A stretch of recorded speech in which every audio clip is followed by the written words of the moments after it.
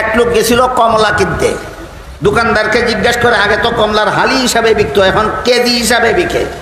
ওই হালি হিসাবের জমানায় গেল কমলা কিনতে, জিজ্ঞাসা করে, ভাই তোমার কমলার হালি কত? কয় 50 টাকা। কিছু কম রাখো, আমি গরিব মানুষ। এই সেই কমলার দোকানদারে বলে, আমার 50 টাকার কমে যদি তোমার কাছে বিক্রি করি, সবার কাছেই কম বিক্রি করতে হবে, ব্যবসার একটা নিয়ম নীতি আছে, তখন আমার কারবার লোকসান হবে, ক্ষতিগ্রস্ত হবে। 50 টাকার কমে আমি বিক্রি করতে পারবো না।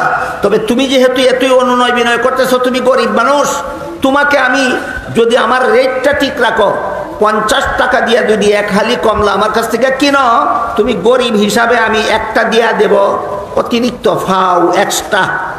আমরা আঞ্চলিক ভাষায় কয়ে ফাও, ফাও বুঝেন? ফাও একটা দিয়া দিব, ফাও।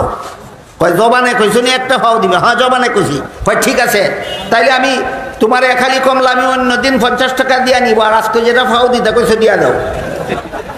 যেরকম সালাইক্য বাঙালি কি এমনি ফাও দিব কইছে না? 50 টাকা দিয়ে খালি নিলে ইটা বাদ দিয়ে খালি কয় ফাওটা দিলাও। এরকম কিছু সালাক্য বাঙালি আছে। নবী বলেন, আমারে মহব্বত করার নাম ঈমান, কিন্তু মহব্বত কেমনে করতে হবে এই জন্য নবী বলে দিয়েছেন, আমার সুন্নত পালন করে আমারে মহব্বত করো। ওই কথাটা বাদ দিয়ে দিছে সালাক্য বাঙালির মতো, খালি 50 টাকা দিয়ে নেওয়ার কথা বাদ দিলাইছে, খালি ফাওটা দিলাও কয়। এখানেও নবীর সুন্নতরে গ্রহণ করো, যদি মহব্বত করতে চাও সুন্নত গ্রহণ করো, বাদ দিয়া দিছে, খালি কয় নবীর মহব্বতে করি।